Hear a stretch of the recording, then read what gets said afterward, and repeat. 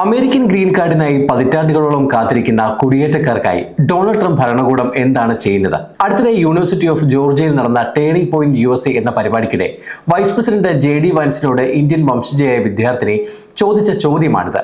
H-1B വിസയിൽ അമേരിക്കയിലെത്തി പതിറ്റാണ്ടുകളായി green കാർഡിനായി കാത്തിരിക്കുന്നവരുടെ അവസ്ഥയെക്കുറിച്ചായിരുന്നു 20-കാരിയുടെ ചോദ്യം. ഏപ്രിൽ 14 നടന്ന പരിപാടിക്കിടെയാണ് നിയമപരമായ കുടിയേറ്റത്തെക്കുറിച്ചും ഗ്രീൻ കാർഡ് ലഭിക്കുന്നതിലെ കാലതാമസത്തെക്കുറിച്ചും JD വാൻസിനോട് ചോദ്യം ഉയർന്നത്. നിയമപരമായി എത്തിയവരും വർഷങ്ങളായി രാജ്യത്ത് വസിക്കുന്നവരുമായ ആളുകൾ ക്വാട്ട നിയന്ത്രണങ്ങൾ മൂലം വലിയ ബുദ്ധിമുട്ടുകൾ നേരിടുന്നുണ്ടെന്നും ട്രംപ് ഭരണകൂടം ഈ സംവിധാനം എങ്ങനെ പരിഷ്കരിക്കും എന്നുമായിരുന്നു വിദ്യാർത്ഥിനിയുടെ ചോദ്യം. വിദ്യാർത്ഥിനിയുടെ ചോദ്യം ഇങ്ങനെയാണ്: ഞാൻ ഒരു നിയമപരമായ കുടിയേറ്റക്കാരന്റെ മകളാണ്.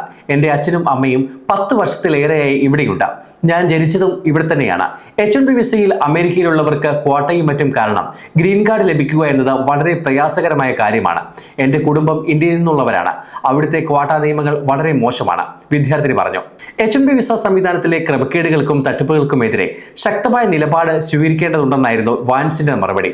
വിസ സംവിധാനത്തെ പലരും ചൂഷണം ചെയ്യുന്നുണ്ടെന്നും എന്നാൽ അതേസമയം തന്നെ അമേരിക്കയെ സമ്പന്നമാക്കുന്നതിൽ കുടിയേറ്റക്കാർ വലിയ പങ്ക് വഹിച്ചിട്ടുണ്ടെന്ന കാര്യത്തിൽ തനിക്ക് തർക്കമില്ലെന്നും അദ്ദേഹം വ്യക്തമാക്കി. Let me just offer a couple observations there. So one, I appreciate the question. And two, what I would say is,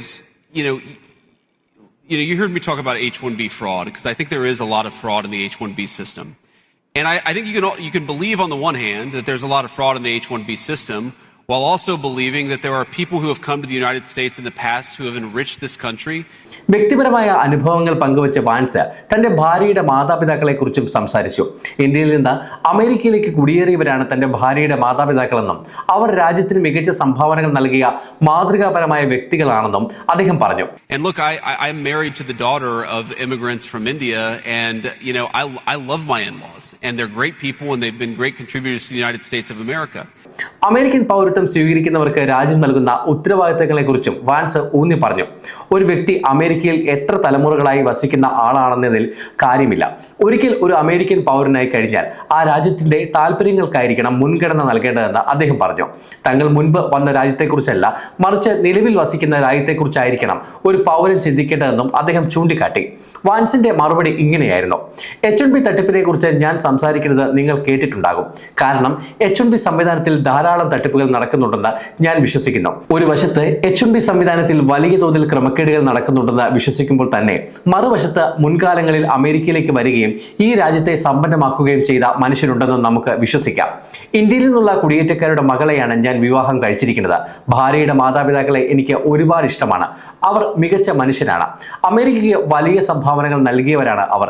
പക്ഷേ നിങ്ങൾ ഒരു അമേരിക്കൻ പൗരനായി കഴിഞ്ഞാൽ നിങ്ങളുടെ കുടുംബം 9 തലമുറകളായി അമേരിക്കയിൽ ഉള്ളവരായാലും അല്ലെങ്കിൽ 0 തലമുറകളായി ഇവിടെ ഉള്ളവരായാലും പൗരന്മാരിൽ നിന്ന് നമ്മൾ പ്രതീക്ഷിക്കേണ്ട ഉത്തരവാദിത്തങ്ങളിൽ ഒന്ന്, പൗരന്മാരുടെ കടമകളിൽ ഒന്ന് എന്നത് നിങ്ങളുടെ രാജ്യത്തിന്റെ ഉത്തമ താല്പര്യങ്ങളെക്കുറിച്ച് ചിന്തിക്കണം എന്നതാണ്. അല്ലാതെ നിങ്ങൾ മുൻപ് എവിടെ നിന്നാണോ വന്നത് ആ രാജ്യത്തെക്കുറിച്ചല്ല, JD വാൻസ് പറഞ്ഞു.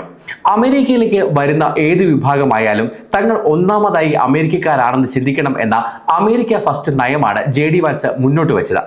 കുടിയേറ്റ സംവിധാനത്തിലെ തട്ടിപ്പുകൾ ഇല്ലാതാക്കുന്നതിനൊപ്പം പൗരന്മാരുടെ കൂറ് രാജ്യത്തോട് മാത്രമായിരിക്കണമെന്ന കർശനമായ സന്ദേശമാണ് അദ്ദേഹം നൽകിയിരിക്കുന്നത്. തന്റെ കുടുംബത്തിലെ ഇന്ത്യൻ ബന്ധങ്ങൾ പരാമർശിച്ചുകൊണ്ട് തന്നെ ദേശീയ താല്പര്യങ്ങളിൽ വിട്ടുവീഴ്ചയില്ലെന്ന ട്രംപ് ഭരണകൂടത്തിന്റെ നിലപാടാണ് വാൻസ് ഇവിടെ ആവർത്തിച്ചിരിക്കുന്നത്.